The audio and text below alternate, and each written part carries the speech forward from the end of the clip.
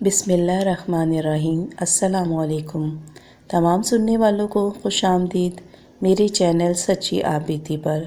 تو جن دوستوں نے ابھی تک میرے چینل سچی آپ بیتی کو سبسکرائب نہیں کیا ہے وہ اسے سبسکرائب کریں اور بیل کے بٹن کو پریس کریں تاکہ آپ کو ملتی رہے چینل کی تمام اپڈیٹ۔ اور جو دوست میرے چینل پر ابھی نئے آئے ہیں میں ان کو دل سے خوش آمدید کہتی ہوں، اور جو دوست بھی اپنی سچی آپ بیتی میرے ساتھ شیئر کرنا چاہتے ہیں وہ انسٹاگرام پر آ کر اپنی سچی آپ بیتی میرے ساتھ شیئر کر سکتے ہیں۔ اور آپ تمام دوستوں کا بے حد شکریہ جنہوں نے میرے چینل کو پسند کیا اور اس کے لیے مجھے کافی دعائیں بھیجی ہیں۔ آج کی سچی آپ بیتی ہمیں حیدرآباد سے آمنہ نے بھیجی ہے۔ سنتے ہیں آمنہ کی سچی آپ بیتی۔ آمنہ کہتی ہیں کہ 8 سال پہلے میری شادی کراچی میں ہی ہوئی۔ میرے والدین جو تھے وہ بھی کراچی میں ہی رہتے تھے اور میرا سسرال جو تھا وہ بھی کراچی میں تھا۔ بیسکلی وہ لوگ جو تھے وہ سندھ کے تھے اور میری سندھیوں میں شادی ہوئی تھی۔ میری ساس، میری نندیں جو کہ ابھی کنواری تھیں وہ لوگ کراچی میں تھیں، اور میری 3 نندیں جو کہ شادی شدہ تھیں وہ سندھ میں رہتی تھیں۔ پھر میرے ہسبینڈ نے اپنا جو کاروبار تھا 2 سال کے بعد حیدرآباد میں شفٹ کر لیا اور ہم لوگ حیدرآباد چلے گئے۔ ہم نے یہاں پر ابھی فی الحال اپنے لیے ایک رینٹ کا مکان لے لیا تھا۔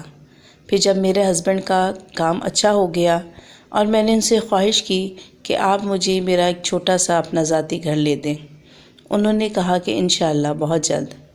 پھر تقریباً سال کے بعد ہم لوگوں نے اپنے لیے گھر پسند کیا۔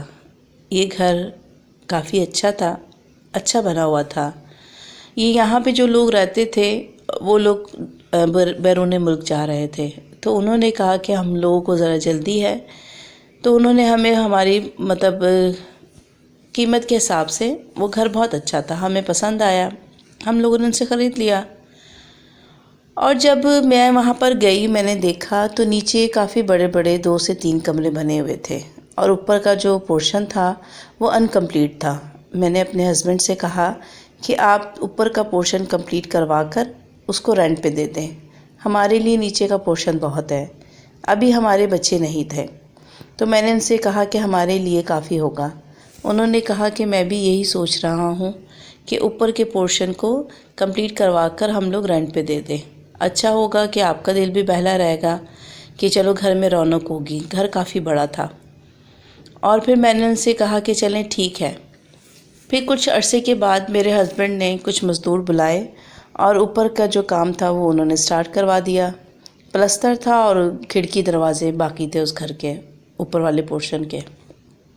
خیر مزدور آئے اور انہوں نے اپنا کام سٹارٹ کیا، لیکن شام تک ہی وہ مزدور کہنے لگے کہ ہم کام نہیں کر سکتے، ہم جا رہے ہیں۔ میں نے ان سے پوچھا بھی کہ کیوں، تو وہ کہنے لگے کہ نہیں بس ہمارا دل نہیں ہے، ہم لوگ یہاں کام نہیں کر سکتے۔ خیر وہ چلے گئے۔ میں نے اپنے ہسبینڈ سے اس چیز کا ذکر کیا تو انہوں نے کہا کوئی بات نہیں، کچھ اور مزدور بلا کر میں اوپر کا کام کروا لوں گا۔ پھر دوسرے مزدور آئے تو انہوں نے اپنا کام سٹارٹ کیا۔ اچھا ایک بات ایسی تھی کہ جتنے دن مجھے اس گھر میں رہتے ہوئے ہو گئے تھے، اتفاق ایسا تھا کہ میں اوپر کے پورشن میں نہیں جا سکی تھی کیونکہ نیا گھر تھا، اس کو سیٹ کرنے میں کافی بزی تھی۔ پھر ایک دن مجھے خیال آیا کہ کیوں نہ میں اوپر کا پورشن جا کے دیکھ کر آؤں کہ کیسا بنا ہوا ہے۔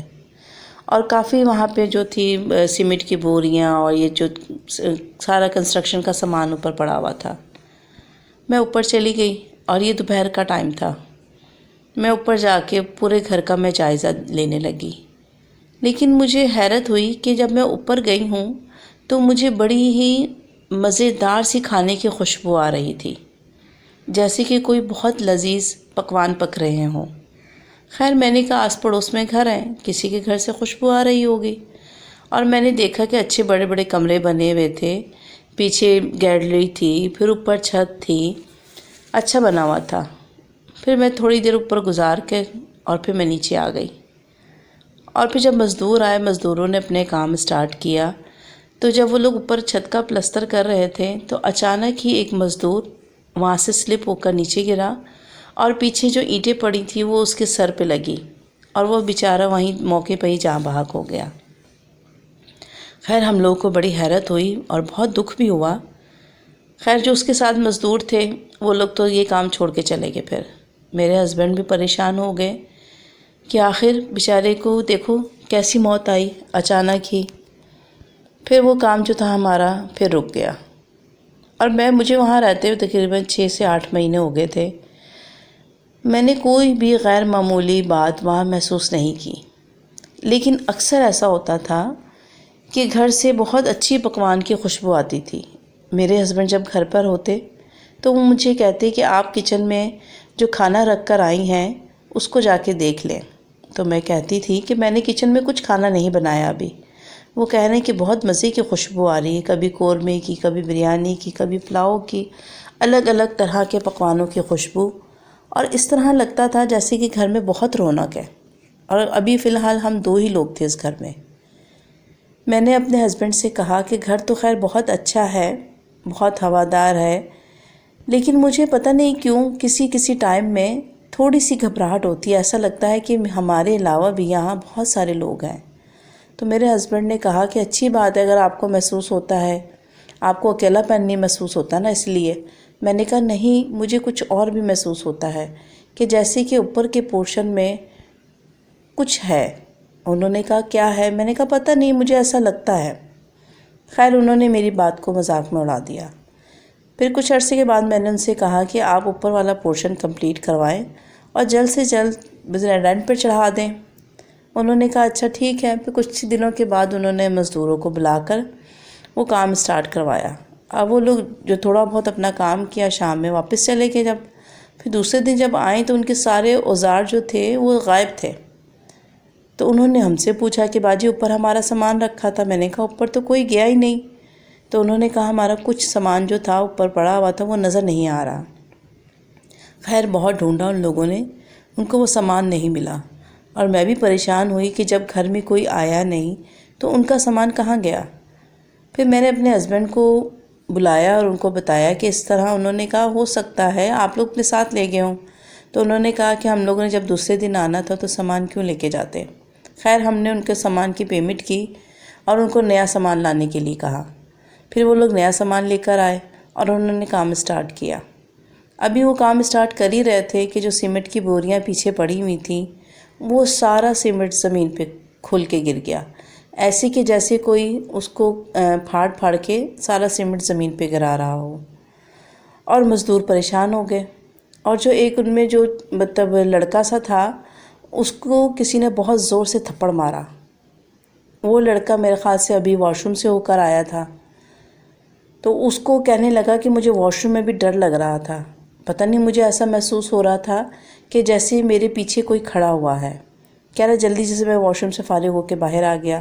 اب وہ باہر جب آیا ان کے پاس کھڑا ہوا تو کہہ رہا ہے کہ وہ میں نے دیکھا کہ سامنے میرے سامنے سیمنٹ کی بوریاں اپنے آپ کھل رہی ہیں اور زمین پہ گر رہی ہیں۔ اب وہ ہمیں آوازیں دینے لگے مزدور، اب مجھے کہنے لگے باجی آپ کے گھر میں کوئی نہ کوئی مسئلہ ہے، ہم یہاں پہ کوئی کام نہیں کر سکتے، اور وہ لوگ بھی چلے گئے۔ خیر میرے ہسبینڈ کو اب اس بات پہ واقعی یقین ہو گیا کہ اوپر کوئی نہ کوئی ایسی مخلوق ہے جو کہ ہمیں پریشان کر رہی ہے۔ خیر میرے ہسبینڈ بہت بہادر ہیں، اور انہوں نے کہا کہ میں خود ہی معاملے کی تہہ تک پہنچتا ہوں اور دیکھتا ہوں اوپر جا کر کہ آخر ایسا کیا ہے اوپر جو کہ کوئی مزدور اوپر یہاں کام کرنے کو راضی نہیں ہے۔ میں نے ان کو منع بھی کیا لیکن انہوں نے میری بات نہیں سنی اور وہ اوپر چلے آئے۔ جب وہ اوپر آئے تو انہوں نے کسی کو مخاطب کیا اور ان سے بات کی۔ میرے ہسبینڈ کافی دیر اوپر رہے لیکن کسی نے ان کو کوئی جواب نہیں دیا۔ وہ نیچے آ گئے۔ ابھی وہ نیچے آئے ہیں، کچھ دیر ہی گزری تھی کہ ہمارے باہر دروازے پہ دستک ہوئی۔ تو باہر میرے ہسبینڈ نے جا کے دیکھا تو بہت ہی لمبے لیم شیم سے 2 مرد کھڑے ہوئے تھے۔ انہوں نے میرے ہسبینڈ کو بڑے ادب سے سلام کیا۔ کلف والے انہوں نے کپڑے پہنے ہوئے تھے اور انہوں نے اپنے کاندھے پہ چادریں ڈالی ہوئی تھیں، جیسے کہ کوئی مطلب قبائلی لوگ نہیں ہوتے اس طرح کے تھے وہ لوگ۔ تو انہوں نے میرے ہسبینڈ کا نام لیا اور ان سے کہا کہ ہمیں آپ سے کچھ ضروری بات کرنی ہے۔ میرے ہسبینڈ نے مہمان خانہ کھولا اور ان کو وہاں بٹھا دیا اور مجھے چائے کا کہہ کے واپس وہاں چلے گئے، اور کافی دیر گزر گئی۔ میں چائے بنا کے ان کا انتظار کرتی رہی لیکن وہ نہیں آئے۔ پھر کچھ دیر گزری تھی تو میرے ہسبینڈ کافی پریشان حال میں واپس آئے اور مجھ سے کہنے لگے کہ آپ نے چائے بنا لی؟ میں نے کہا جی، میں جو اتنی دیر ہو گئی آپ کی چائے بنا کے آپ کا انتظار کر رہی ہوں۔ کہہ رہے ہیں وہ مہمان تو چلے گئے۔ تو میں نے کہا جب کہاں چلے گئے؟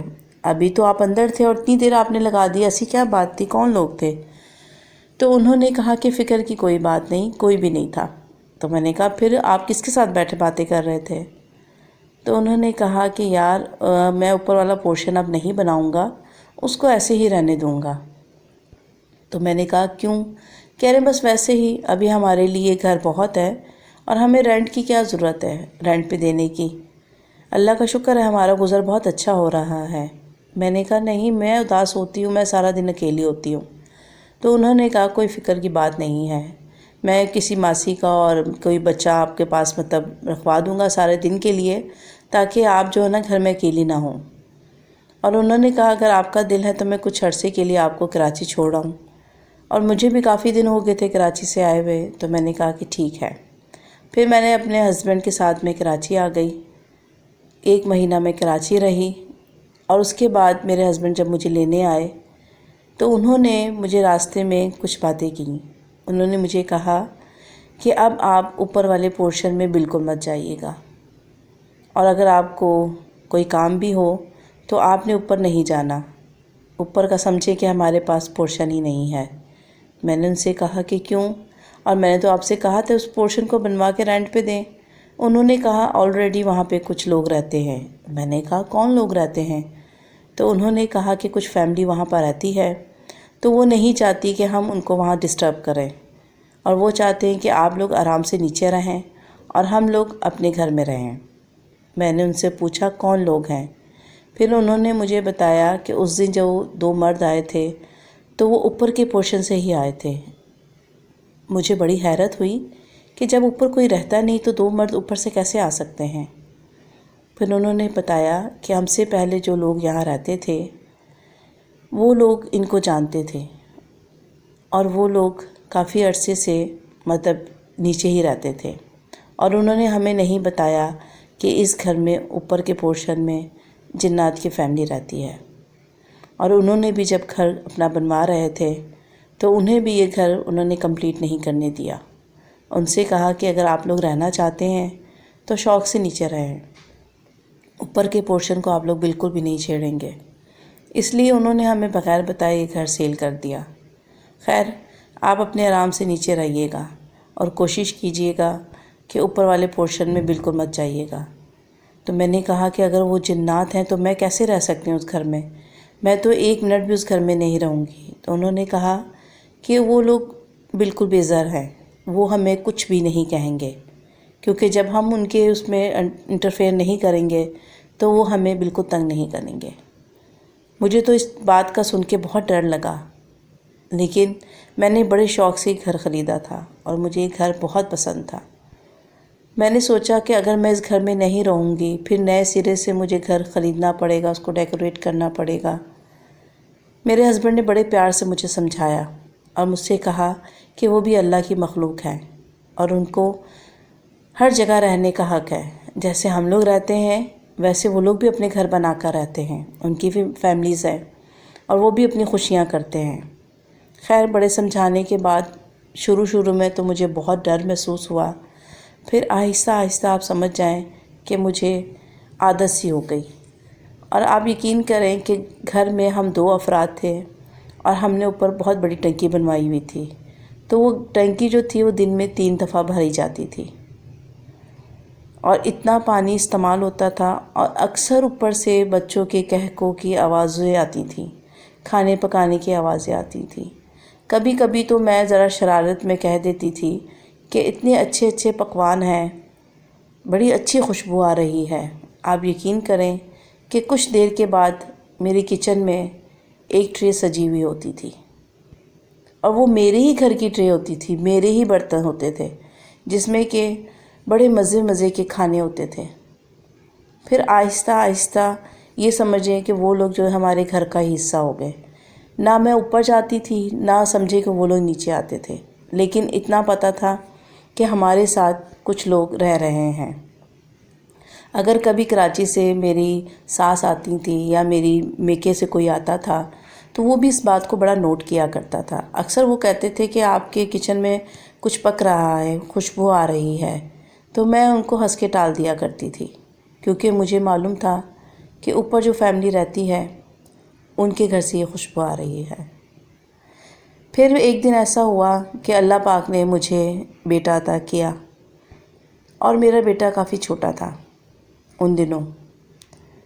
اور پھر میں ایک دن صحن میں بیٹھی ہوئی تھی اور میرا بیٹا میری گود میں تھا، اور اچانک ہی میرا بیٹا نیند سے بیدار ہو کر زور زور سے کہکے لگا کے ہنسنے لگا، جیسے کہ کوئی اوپر اس کو کھڑا دیکھ رہا ہو۔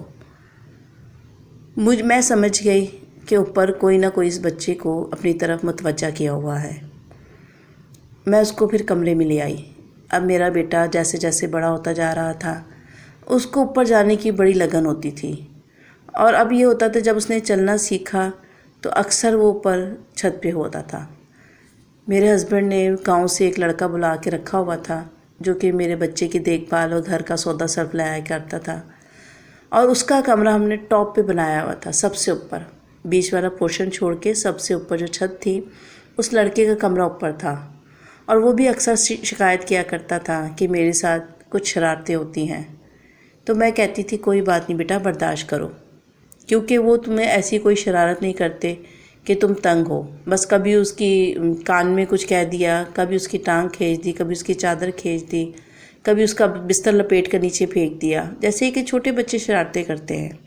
ایک دن گرمیاں تھیں، میں میرے ہسبینڈ باہر صحن میں لیٹے ہوئے تھے، تو میرے ہسبینڈ نے دیکھا کہ اوپر چھت سے وہ دو مرد اتر رہے ہیں، اور جیسے ہی ان کی نظر میرے ہسبینڈ سے پڑی تو انہوں نے ان کو بڑے ادب سے سلام کیا، اور میرے ہسبینڈ نے بھی ان کو جواب دیا۔